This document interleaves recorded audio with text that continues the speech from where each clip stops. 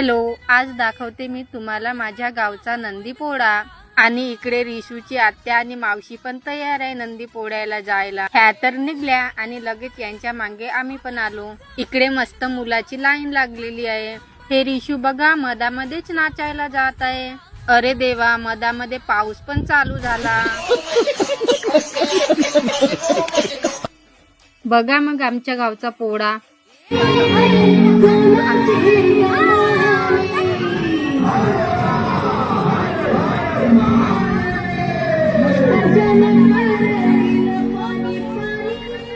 फुटला मग पोळा, सगळे चालले आपले नंदी घेऊन घरी।